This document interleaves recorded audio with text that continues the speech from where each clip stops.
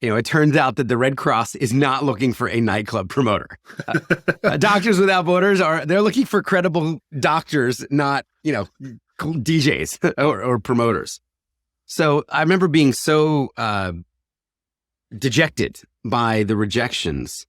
And then one organization wrote me back and said, if you are willing to pay us $500 a month to volunteer, and if you're willing to go live in the poorest country in the world, a country I'd never even heard of called Liberia, and it was at the bottom of the United Nations development chart because it had just come out of a 14-year civil war, and there was finally data on the country that they could stack rank it at the bottom of the world. And they said, we are taking a medical mission into this country, and we'll take you if you pay us.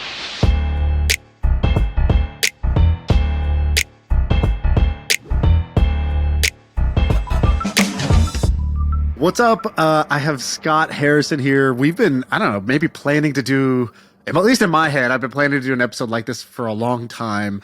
But I invited myself on. Let's be honest. You did invite yourself on, but that's something I love about you. That's because I like you. You are also like kind of unashamed. You are unashamed at like getting the right thing done.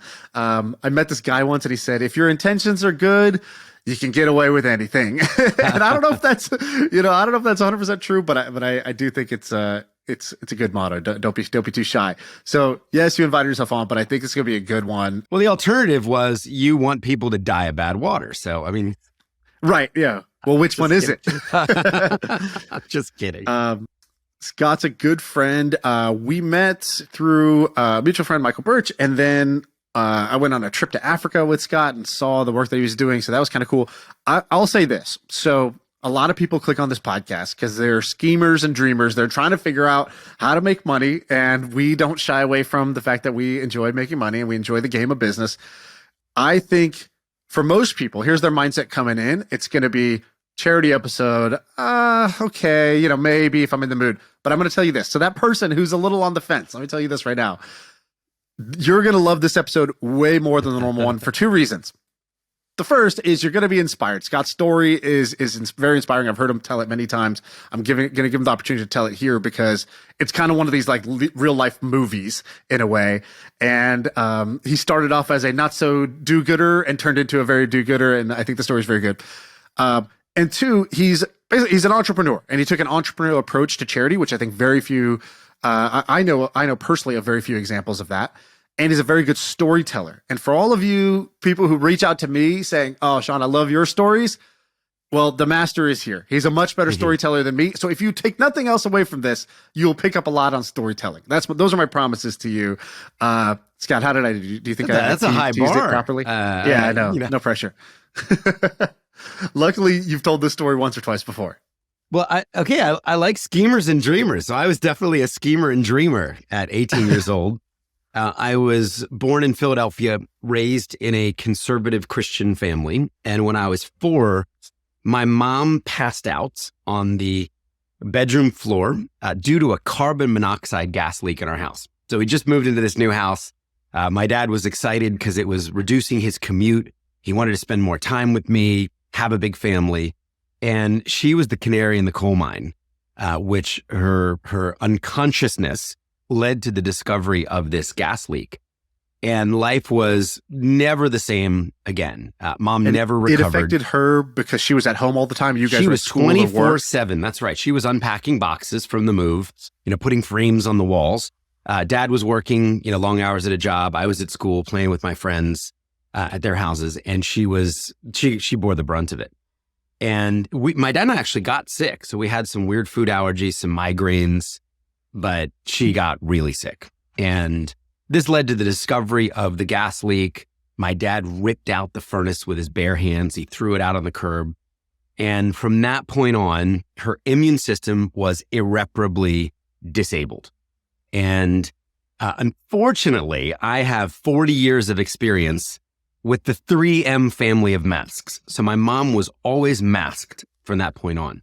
Charcoal masks, N95 masks. Everything chemical made her sick. So she was able to survive by creating isolation rooms for herself. This sounds strange, but my mom lived in a tinfoil covered bathroom, and she slept on an army cot that had been washed in baking soda 20 times.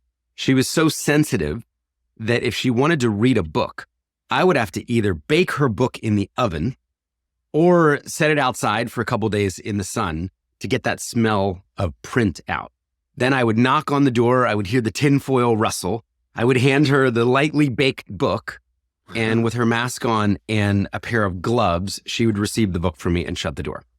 So all that to say, a very weird childhood in a caregiver role, doing the cooking, doing the cleaning, helping my dad. My dad was an amazing, loyal man, stuck by her, believed that one day God would make sense of all this.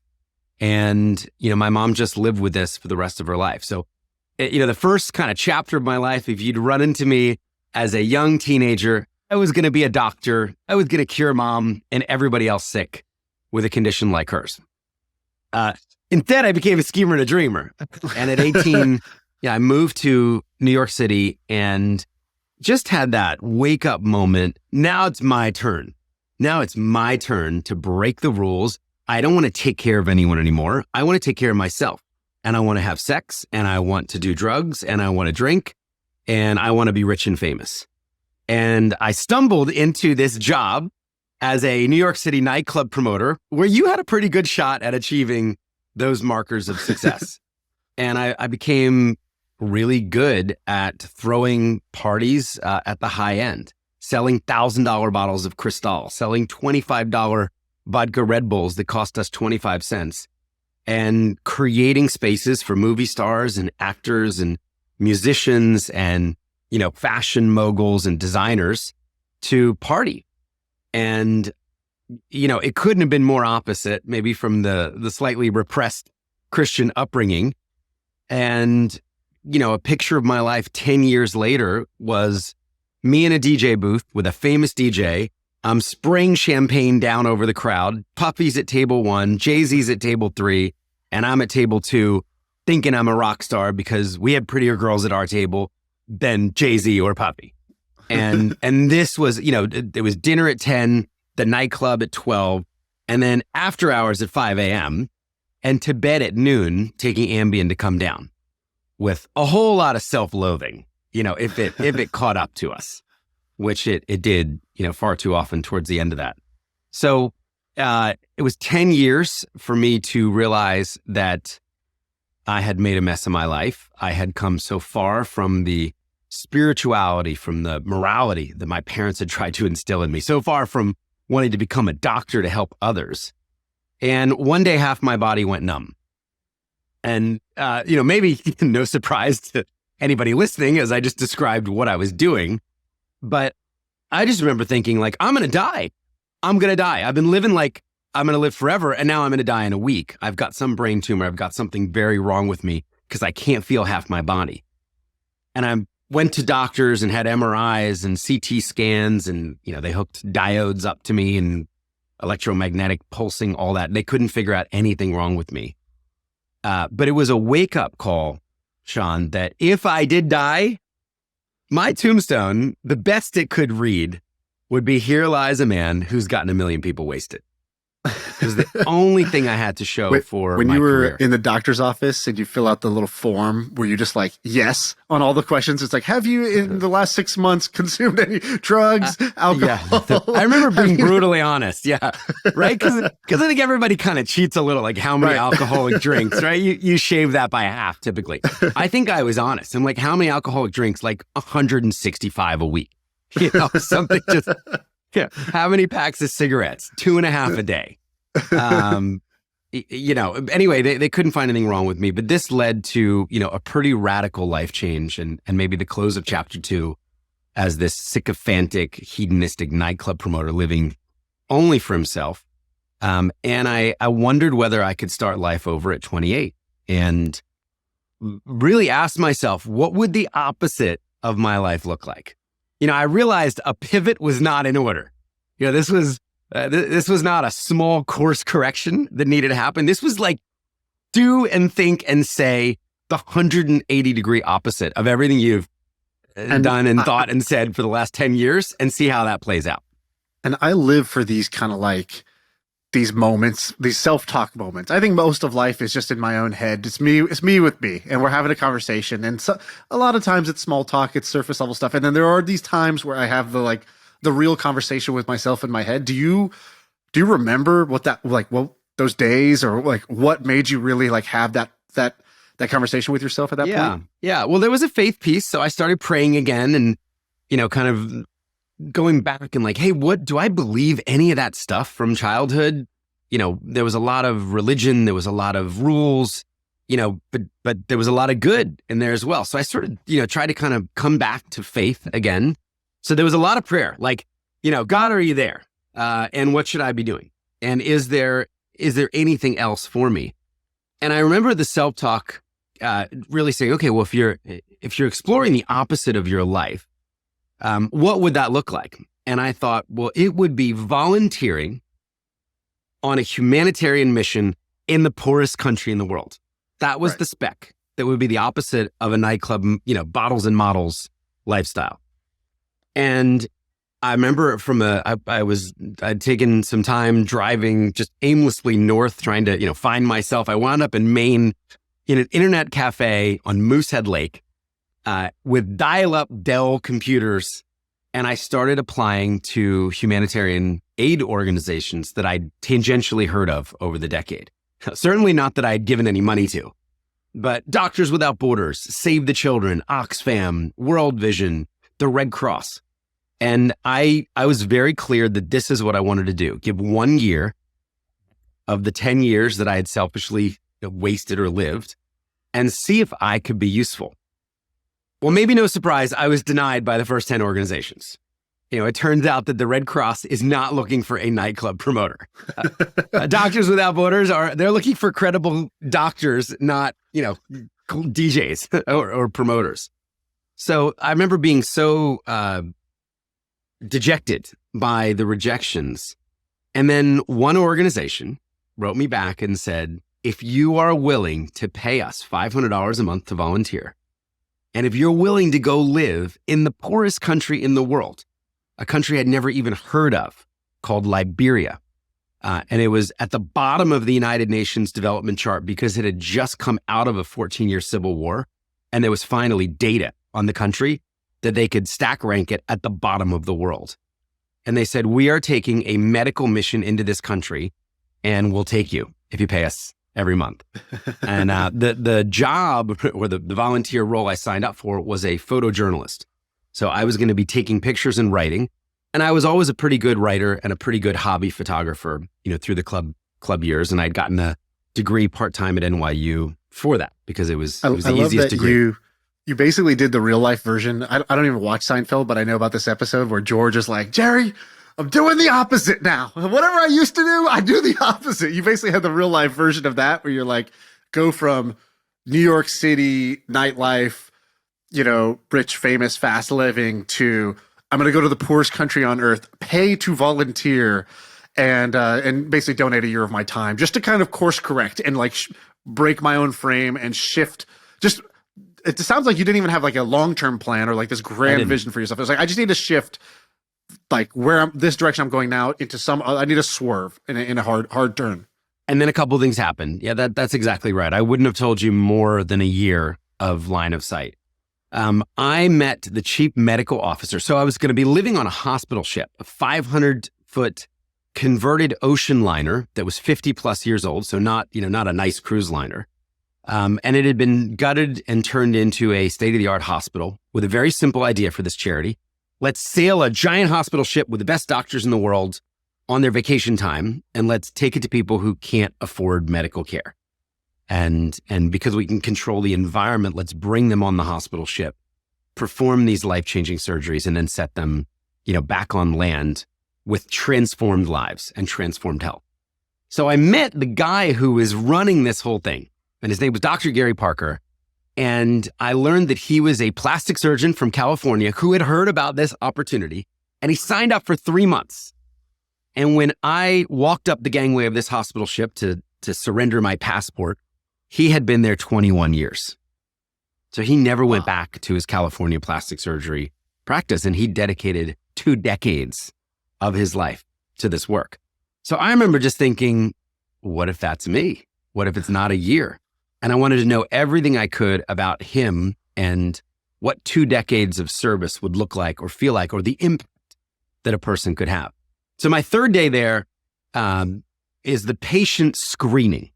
So the ship's arrival has been announced by an advance team. Flyers have been posted throughout the country, and we have been given the football stadium in the center of town, the soccer stadium, by the government to triage the people who might come to visit our doctors. Now, I know we have 1,500 available surgery slots to fill. I remember thinking to myself, like, are there 1,500 sick people with facial tumors or cleft lips or blind or lame, with leprosy? That sounds like a lot of people. And I remember at 5:15 or 5:30 a.m. putting on hospital scrubs. It was still pitch black out, jumping into this convoy of Land Rovers with doctors and surgeons and nurses. And we kind of snaked through the city, and we came to the stadium, and there were 5,000 people standing in the dark in the parking lot waiting for us to open the doors. And that was such a powerful moment for me, realizing, oh crap, we're going to send 3,500 of these people home without seeing a doctor, without any answer for their affliction. And I later learned... You're probably used to having a long line outside the door. That was a good thing different before. kind of This was a line. bad thing now. the parallels, there have been some interesting ones. I later learned some of these people had walked for more than a month with their children from neighboring countries, just hoping that a doctor might save their child's life. So I remember Dr. Gary said to me, focus on the hope. Don't focus on the 3,500 people we're going to send home. Focus on the 1,500 people who we're going to help. And that's what I really did for that first year on the ship. And I was documenting every single one of them before surgery and after surgery for the medical library. And that, Mercy Ships would be able to use those photos to raise money and spread awareness of the work.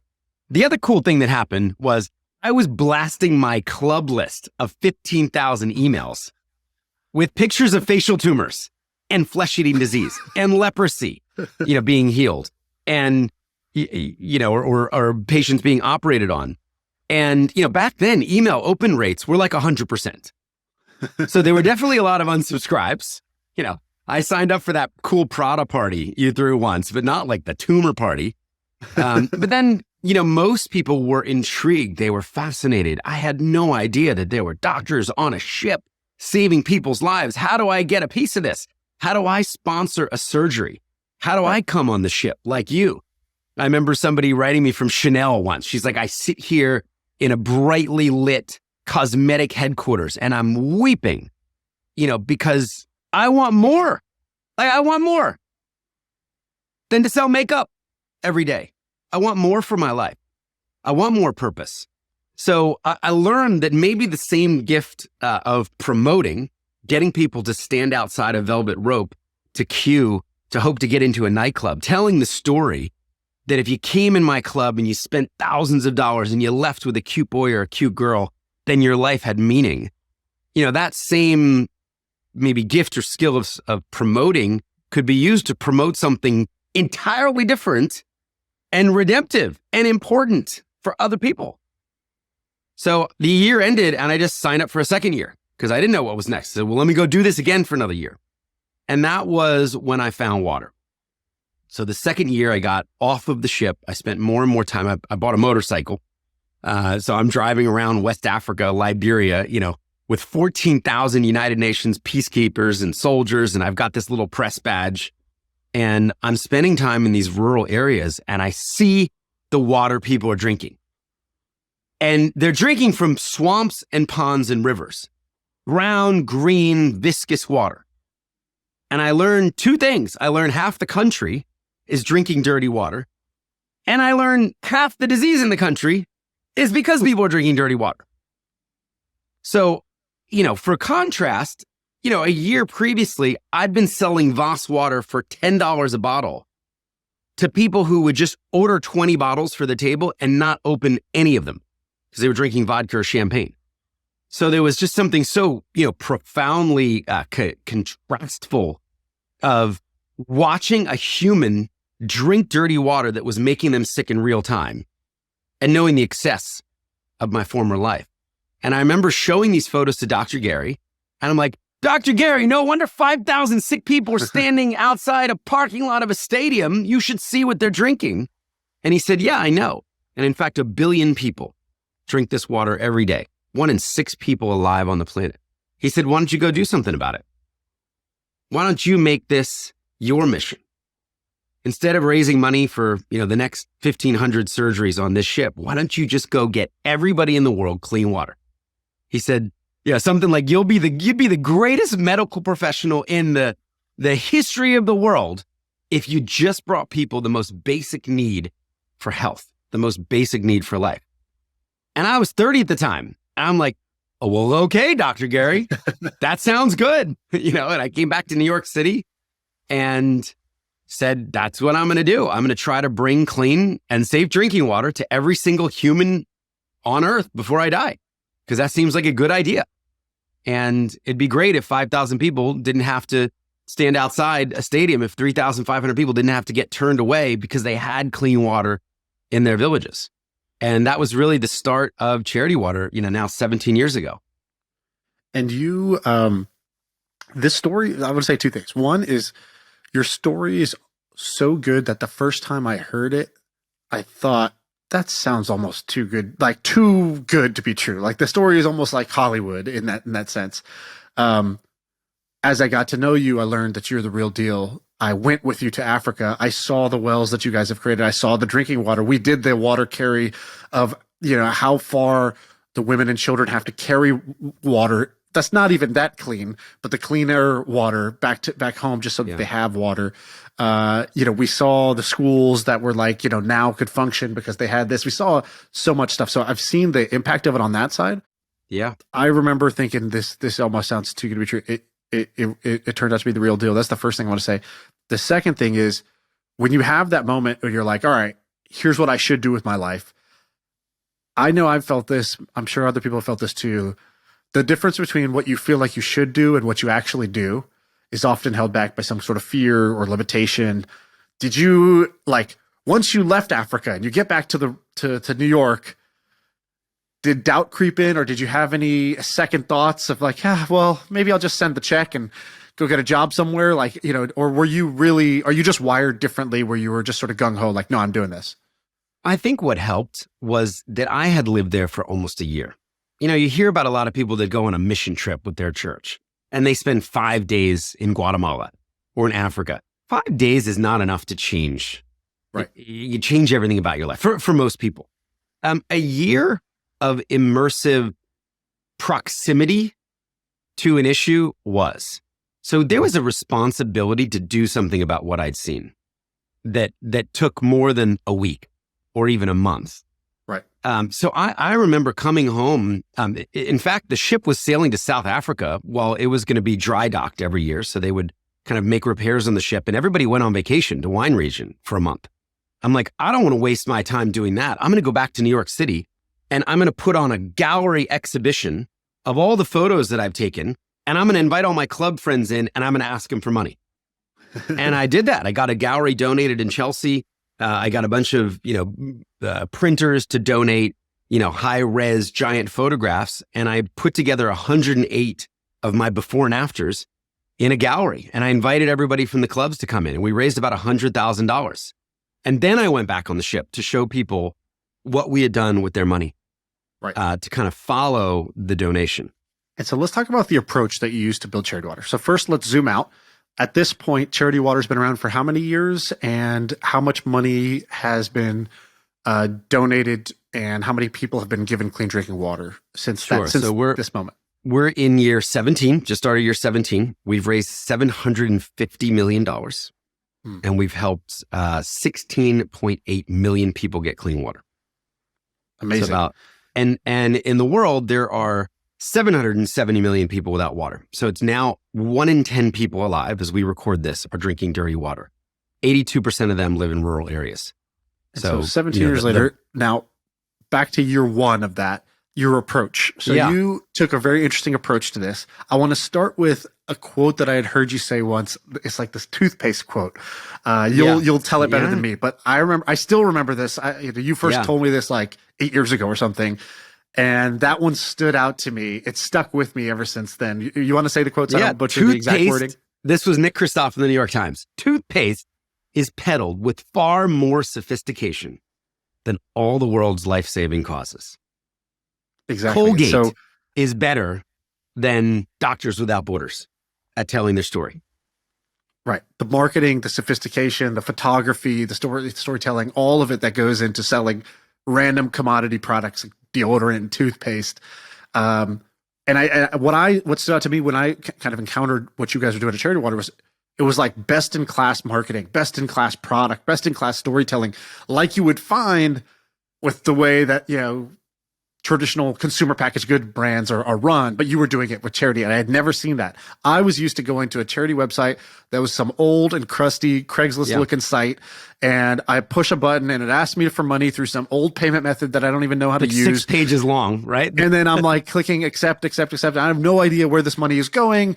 Never hear from them again. And that was my charity experience. And then Charity Water is very, very different. So talk about how you decided to approach it from like first principles and what were those like core tenets that you built on top of? Well, I had the advantage of not knowing what I was doing. With many entrepreneurs that start, anything that becomes a going concern. That is the entrepreneurial advantage. I didn't know any better. I didn't come from the established, so I knew nothing about traditional philanthropy, how to set up a charity. Actually went and bought the Yellow Dummies book, Nonprofits for Dummies. Okay. And then I bought HTML for Dummies because I'm like, well, I don't have money for a web designer, so I need to also, build our website. So I was living on a closet floor at the time in Soho, New York. My old club partner took me in for free rent and I was sleeping on his walk-in closet. But I had a very clear mission. So if you'd run into me 17 years ago, I'm going to bring clean water to everybody in the world. Same thing I'm saying, now. As I talked to everyday people who worked at MTV or VH1 at the time, who worked at Sephora, who worked at Chase Bank, I realized they were cynical and skeptical about charities. They just didn't trust charities writ large. And I remember coming across a USA Today poll, found 42% of Americans just flat out said distrustful of charities. 70% of Americans in a more recent poll said they believe charities waste their money. So 7 out of 10 potentially generous people think charities are wasting their donations. So I thought this was a huge opportunity. And a new business model could solve some of this skepticism or speak to the skeptic. So I thought, well, what if we could open up 2 separate bank accounts? And in one bank account, I would raise all of that nasty overhead. The staff salaries, the office costs, the toner for the Epson copy machine, the flights to Africa and India and Asia where we'd eventually build our projects. What if I could raise that in a separate bank account? And then in the main bank account, 100% of every donation, whether it was $1 or £1 or €1 or $1 million or £1 million or €1 million could go directly to build water projects that saves people's lives. And, nobody was doing this at the time. I mean, this would have, made us different than 99.99% of charities in the world because it's very difficult to do. But I just thought this would be clear. I could say to a 6-year-old, go sell lemonade, turn in 75 cents, and all 75 cents will go directly to help people get clean water. So that was kind of number one idea. Number two was then kind of realizing, wow, money's not fungible. So we can build technology tools to track these small amounts of money down to the project that they funded. And I remember meeting the founder of Google Earth, and he pressed this medallion into my palm. So Charity Water started right before Google Earth and Google Maps. And he says, I'm building a place where you can put every single well, every water point, and you can show people where their money went. So I'm like, great, we're going to be the first charity to geolocate every completed project, and we're going to build the most transparent charity the world has ever seen. So proof became this second pillar. And then the third thing was this idea of building an epic brand. Charities so often use shame and guilt to peddle their wares. Where was the Apple of charities? Where was the Nike Nike doesn't sell shoes by telling people they're fat and lazy. Nike sells shoes by telling inspirational stories of people overcoming adversity. Nike believes if you have one leg, you can win a marathon. If you have one arm, you can win the shot put competition at the Olympics with your other arm. And, Nike believes greatness is inside you, and that's the way that they market. And someone's like, maybe I should turn off the TV and stop eating Cheetos and try and go run a quarter of a mile. So I wanted Charity Water to be modeled on, the whimsy of Virgin, the kind of beautiful design of Apple, and then this, this opportunity or inspiration of Nike. And I just didn't see it out there. So brand was kind of the third thing, the third pillar. And then to actually get the work done, I believed, as we built wells and built gravity fed systems and filtration systems, and it would need to be led by the locals in each of these countries to be culturally appropriate and sustainable. When you came with me to Ethiopia, there were 350 local staff working on the Charity Water projects, running 8 different drilling rigs. There wasn't a single person who looked like you or me. Right. In that entire program of 350 people. And we just believed that we would create thousands of local jobs as we scaled.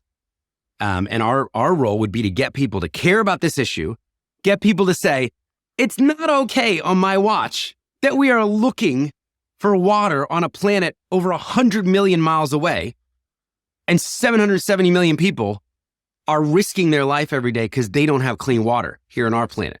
So our job would be to get people to reject the apathy that, is easy to assume with any of these paralyzing global issues, and say, let's do something about this. Let's get everybody on Earth clean water. Like, we can all agree on that. Republicans can agree on that. Democrats and independents and libertarians and Jews and Christians and Muslims and atheists and Mormons, like, everybody can think that clean drinking water is a good idea. So it started in a nightclub. I mean, the only idea I had 17 years ago was to throw my 31st birthday party. I got the club donated. I got open bar donated. And then I charged everybody $20 to get in as a donation. And at the end of that night, we collected $15,000 in this big plexi box. And we counted it, and then we counted it again, and then we photographed everybody counting it. And then we took 100% of the money to Uganda, and we built our first well. And then we sent the photos and the GPS coordinates of that well back to the 700 people. And we say, you did this. Here's where your $20 went. And that sounds so simple, but that was so revolutionary. People never expected to hear from the charity again. I mean, they went to some party in a club for some dude's 31st birthday and they threw $20 in a bin. And that idea, we said, let's just put that at the core of Charity Water. And in everything we do, let's try to connect people to what their money accomplished, to the people who they helped. I can't find this client info. Have you heard of HubSpot? HubSpot is a CRM platform, so it shares its data across every application. Every team can stay aligned. No out-of-sync spreadsheets or dueling databases. HubSpot. Grow better. And so you kick it off like that with the nightclub. You go back to your kind of roots as far as, what do I know how to do? Okay, I can throw a great party, but this time I'll do it with a twist. And then tell the story about Mark Zuckerberg and Michael Birch and trying to scale this up, because I thought this was an amazing story. Yeah, and this is where, at some point, your genius business model of not so keeping genius. keeping all the overheads separate and letting all the donations, 100% of the donations, go to the cause, sounds good in theory, but there's a reason why charities don't do this, because it's hard to cover the overheads. So talk about how you got into a little bit of a pickle and then what happened from there. Yeah. So about a year and a half in, well, let's just say the 100% model was working. And we'd raised a few $1 million just right out of the gate. People love that idea. In the other bank account, a lot harder to raise that overhead. So we had a moment where we had $887,000 ready to go out to build water projects. And we were about to miss payroll and the overhead bank account. And it was interesting. The advice I was getting from people was, hey, go borrow from that 887, right? I mean, you got to pay your people. Right. Like, you'll pay it back later. Write a little IOU in that account. And I remember thinking, if we borrow 1 penny, we've compromised our integrity. There's a crack at the foundation, and I don't want to work here, and nobody will want to work here again. So I'm just going to shut the charity down and say that this business model didn't work. And I started calling lawyers to say, like, how do you wind down a charity 18 months in? Because all the naysayers were right. It's too hard getting people excited about overhead. At the same time, I had just come up with this idea of trying to scale the birthday party, but not a birthday party in a nightclub, taking it online. And for year 2, or the 1 year anniversary of Charity Water, I donated my 32nd birthday. And instead of throwing a party, I just asked everyone to give $32 for my 32nd birthday. And I wound up raising 60 grand, 4X, because a lot of people had $32 to give, especially if they could see exactly where it went. Right. So I had Googled, top 3 social networks, and, MySpace was number 1 at the time. So I emailed Tom. Facebook was number 2, emailed Zuck. A site called Bebo that I hadn't heard of was number 3. So I remember scraping Michael Birch's name from the domain registry, whois.net. And I emailed him and I said, hey, I'm this kid. I'm trying to bring clean water to the world. And I'd like everybody on your social network to donate their birthdays to my cause. It's your agent dollars, 100% goes. This is a great idea. Well, Zuck didn't write me back. Tom didn't write me back. Michael did. And he said, I actually love this idea. And on the side, I have this site called Birthday Alarm, which reminds people of their birthdays. And he said, the timing for me is terrible right now, but, keep up the great work. And by the way, the website design looks awesome. So this was 6 months before the bankruptcy moment. And around this time when we're about to wind down, I remember praying, I'm like on my knees, like, God, I thought you gave me this dream. Where's the money? Like, show me the money. You show me the money in the wrong bank account. And I was praying. I had no faith that anything would happen. And at this time, Michael Birch turns up and he says, hey, I'm going to be in New York. I've got an hour. Can I stop by and see your office?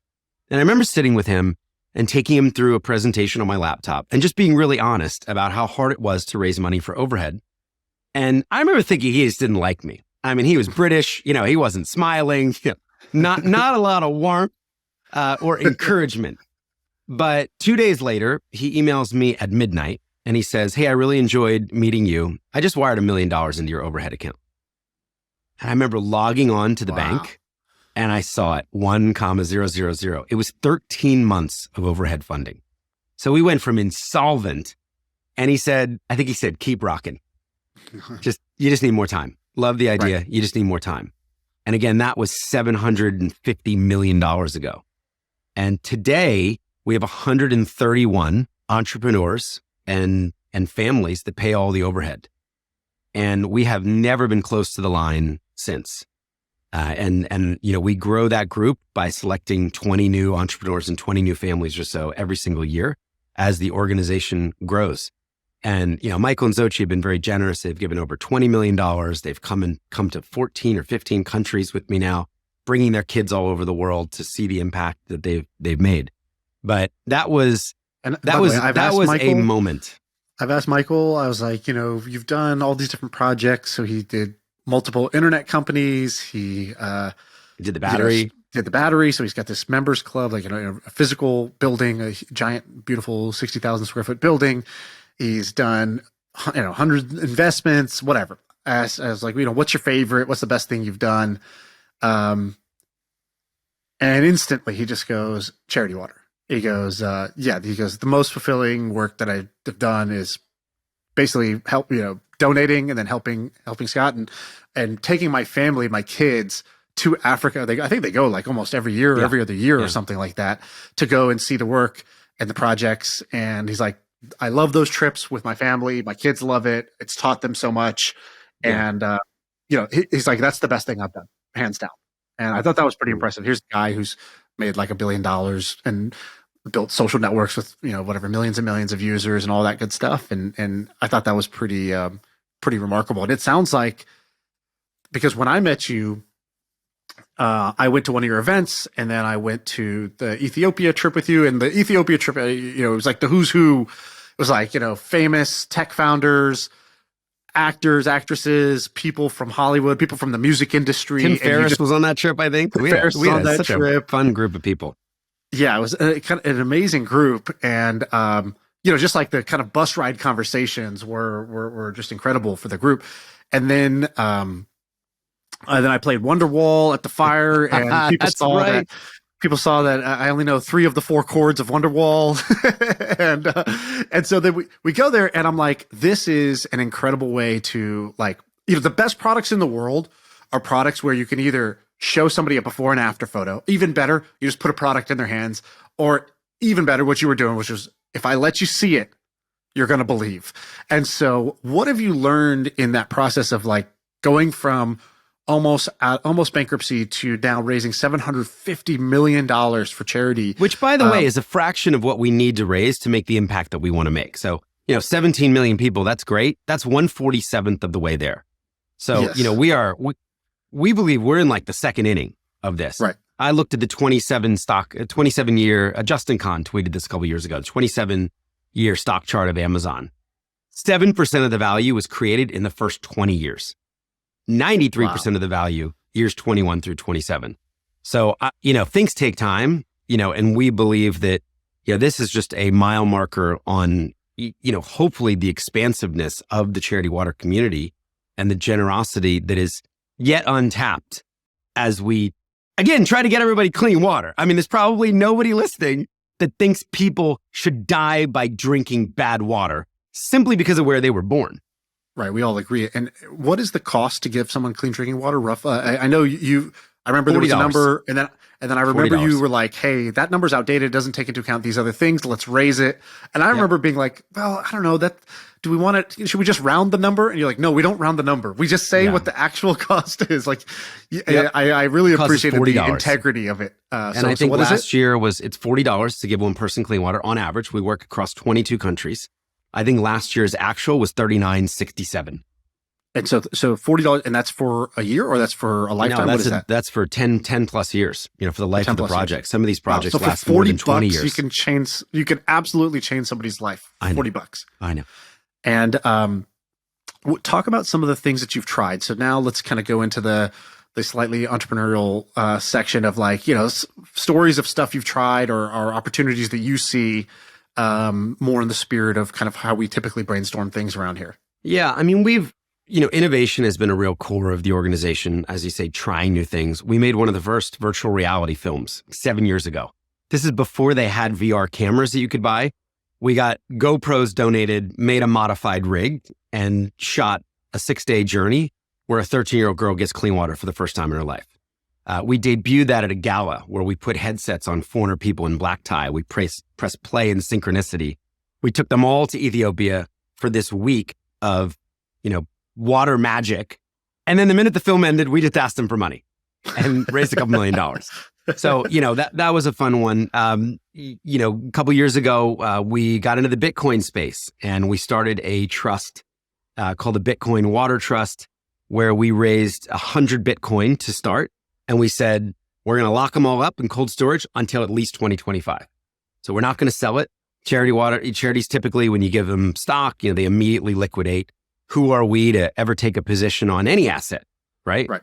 And we said, we're going to take a position on this. And we think, there will be people who would only give us a Bitcoin donation, to hold past, the next halving and maybe even longer, but would never give us a Bitcoin, to immediately liquidate. They'd rather give us cash or some other asset.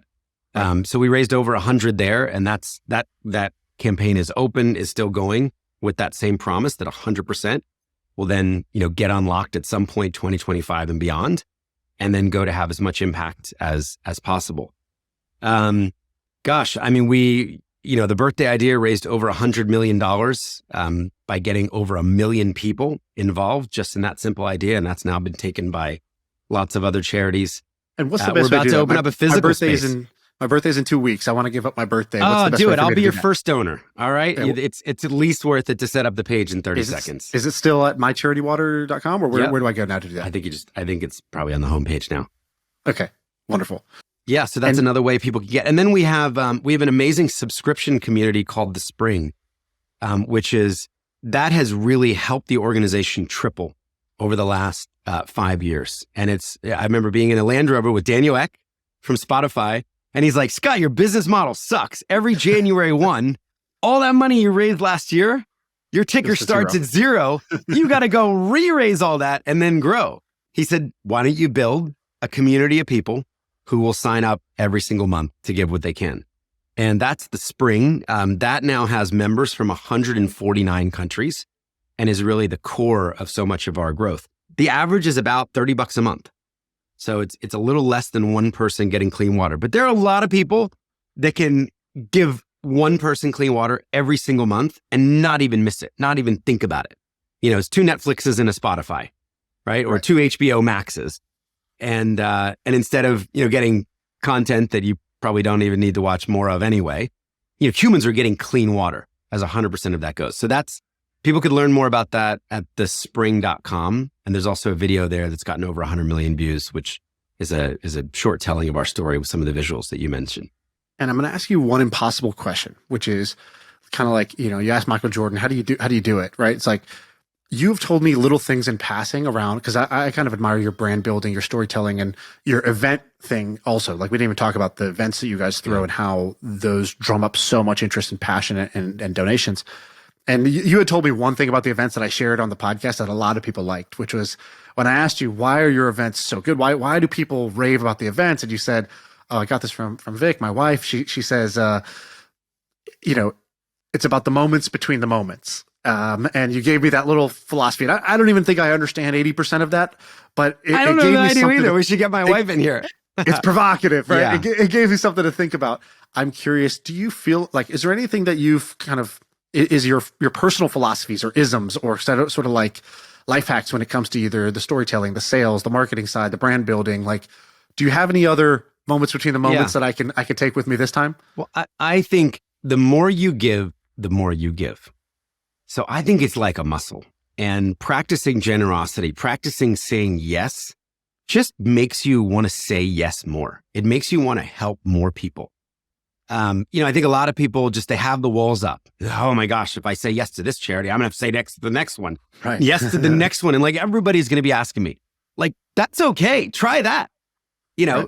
and if you have to take the amount that you're giving down to all of them so you can say yes to more, try encouraging a social entrepreneur. Try encouraging someone who has mustered the courage to ask you to support their run or, their son's leukemia treatment or the food pantry or a cause like water around the world. Like, say yes. And it's a joy to give. It's a blessing to give. The first 3 letters in the word fundraising, it's fun. Like, it should be fun to raise money for important causes, to raise money, to give money to end needless suffering around the world. And I think the more you do it, the more you want to do it. And the more you say no, the more you're inclined to say no and miss out. Right. Well, I will take your challenge. I will say yes. So I'm going to set up a birthday. My birthday's in a couple weeks. I'm going to set up a birthday campaign right now. I'm going to put the link in the description of this podcast. Awesome. I love it. So if you love this podcast, if you love me, normally we have this thing called the gentleman's agreement or the ladies' understanding, which just basically says, go subscribe to our channel. Today, it's a little bit of a different gentleman's agreement. Donate your age in dollars. How old are you going to be? 35. So there you go. If you want to give me a gift, $35 towards charity water, I'm going to put the link in the description, and then I will donate $35,000 on top of whatever gets donated from people to charity water as well. Man. And so that will be my gift. And Scott, thanks for coming on. I promised you I'd get you out of here on time, so I gotta wrap it here. But thanks for coming on. So generous. That's really incredible. That means so much to me. And thank you for kind of showing, I don't know, I've learned a lot from you. That's a little bit of my education from you on brand building, storytelling, and doing things, like, I don't know, you have a lot of courage. You chose to spend your life doing something that matters. Like, you didn't care about this stuff, but I remember when I went to Ethiopia with you and we went to one of the schools where a well had been built. And literally when we were coming in, I was like, are the Beatles behind us? What is this giant crowd? Huge crowd. Like, the whole town was there lined up. And literally I was like, Scott is like Jesus to them. Like, there were signs with your name. And I was like, of course there should be, because of the impact. And for somebody who, you work on the internet, like I'm sitting here in my boxers right now doing a podcast, like, we live a pretty charmed life. We get to do things that are pretty, easy in the grand history of the world. I think it's pretty easy to be disconnected from reality and what's going on for billions of people out there. And so, I thank you for giving me that experience. And, if anybody has the opportunity to kind of turn a little bit of your attention away from kind of the Twitter and the TikToks of the world and take a look at what's going on in the world, I think it'll help you and kind of make an impact for them the same way it did for me. Well, man, I appreciate the chance to tell the story, and thanks again for your generosity. That means a lot to me, and more importantly, the people who will be on the receiving end of it. And if people want to go learn more about you, the charity, shout out where you want to send people to. I would just say charitywater.org and thespring.com. Okay, awesome. Thanks, Scott. Thanks, man. Thanks for having me.